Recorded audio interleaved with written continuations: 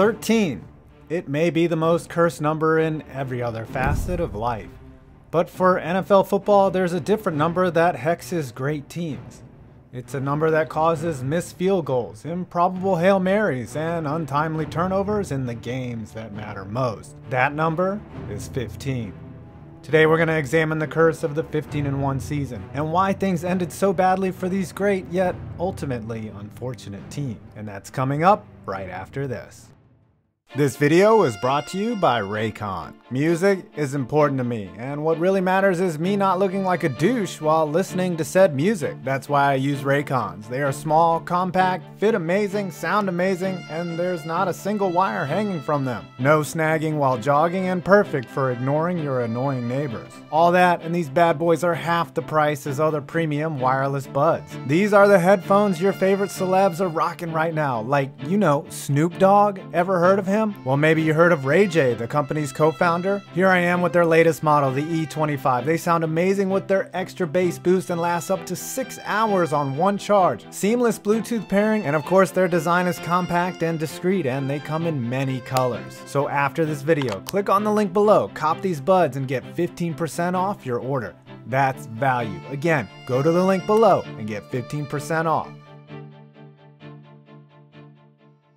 Winning 94% of your regular seasons does not translate to the postseason, and usually doesn't even result in a Super Bowl appearance. In total, since the NFL expanded the schedule to 16 games in 1978, 7 teams have compiled 15 wins in the regular season. At first, winning 15 games wasn't so bad. The first 2 teams to go 15-1 did it in back-to-back seasons, the 49ers in 1984 and the Bears in 1985. Both teams cruised to Super Bowl victories against the Miami Dolphins and the New England Patriots, respectively. But since then, none of the 4 teams to go 15-1 have won the big game, and only one of those teams has made it to Super Bowl Sunday. In fact, the only worst record a team could have is 16-0.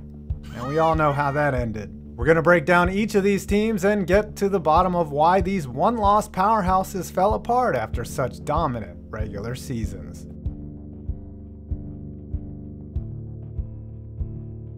After the Bears went 15-1 in 1985, it would be another 13 years until that feat was replicated. That's right, 13 years?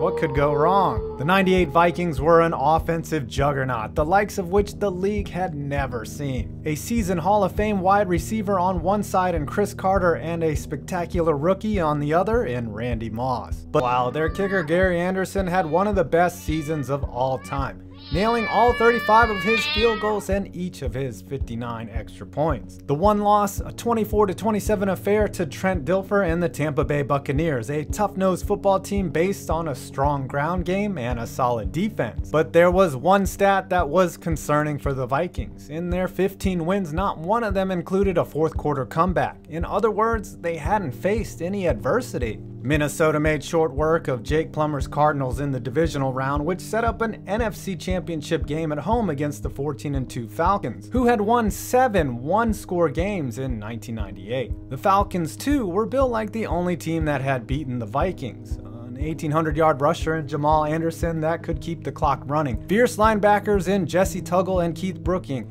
and defensive backs that could contain their aerial attack. That all led to a 7-point Vikings lead in the fourth quarter. With a chance to ice the game, the Vikes trotted out their perfect kicker to punch their ticket to Super Bowl 33 to meet the Broncos. 38 yards, a chip shot.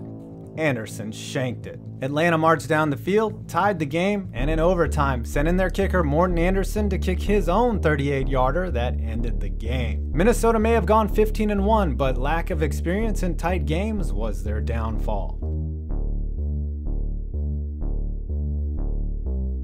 The Steelers may have put together the most improbable 15-1 season of all time, given that 13 of those wins came on the arm of their rookie quarterback, Ben Roethlisberger. The Steelers had a very basic but effective formula. play strong defense, run the ball with Deuce Staley and the bus, and ask their 22-year-old quarterback to make a couple plays. That plan worked for most of the season. Former Broncos draft pick and XFL alum Tommy Maddox started the season at QB, but was knocked out of their Week 2 game in Baltimore, a 30-12 beating which would prove to be their only loss of the regular season. In comes the rookie, and the young but still big Ben reeled off wins in his first 14 starts, including a 34-20 home victory over the Super Bowl champ Pats. Ben did enough to win, throwing 17 touchdowns and leading 5 game-winning drives. Unlike the last team to go 15-1, lack of adversity was not the problem. The problem was they ran into one team that was better that year, the 14-2 New England Patriots. The Pats had lost by 14 to the Steelers, and their only other slip-up was a 1-point loss in Miami. Typical. In the AFC Championship game, the Patriots exploded on offense, scoring 41 against a team that had only allowed 15.7 points per game in the regular season. The Patriots actually led 24-3 before the Steelers drew within 11, but a Deion Branch touchdown put the game out of reach and ended the Steelers' best regular season since 1995. They didn't have any fatal flaw other than they weren't ready to compete with a team that was about to win its 3rd Super Bowl in 4 years.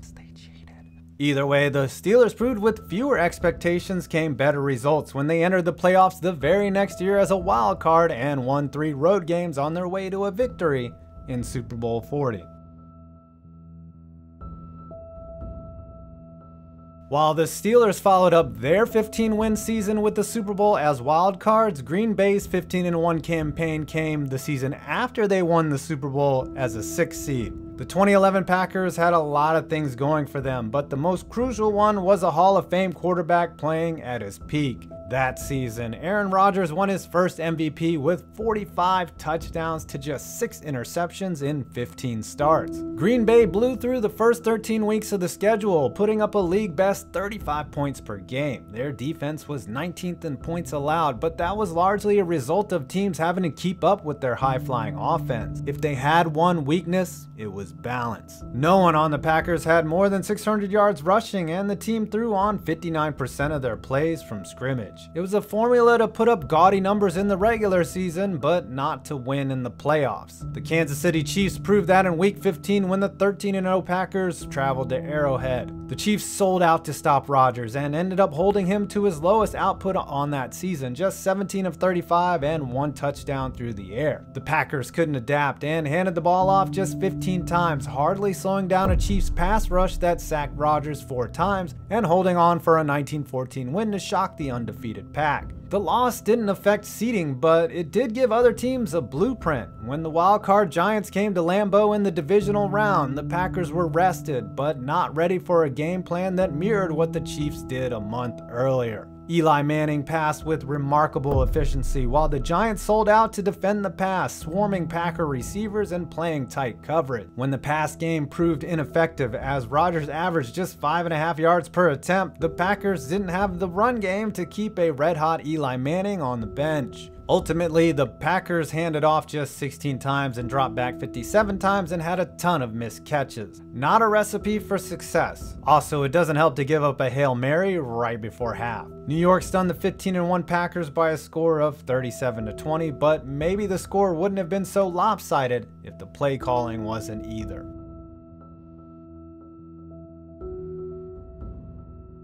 There are 2 enduring images of the 2015 Carolina Panthers. One is Von Miller knocking the ball out of Cam Newton's hand, and the other is Cam Newton jumping away from the loose ball. But before all that, the Panthers were the most dominant team in football and clear Super Bowl favorites, stacked with a tough defense, bruising running game, and the league's MVP at quarterback. The Panthers maintained an unbeaten record until Week 16 when they lost by 1 score to the Atlanta Falcons. Some of their games were lopsided, 44-16, 38-10, 38-0, and some were tight games. But there wasn't much competition. Carolina played just 4 games against teams that would make the playoffs in 2015. When it came time for the postseason, the Panthers took care of business at home first, a 31-24 win against the reigning NFC champ Seahawks, a game in which the Panthers jumped out to a 31-0 lead. Then a dismantling of the second best team in the conference, the Arizona Cardinals, 49-15. In Super Bowl 50, the Broncos were perhaps the only team capable of shutting down the league's MVP. Having come off wins against Ben Roethlisberger and Tom Brady, Denver was not afraid of Cam Newton, but Cam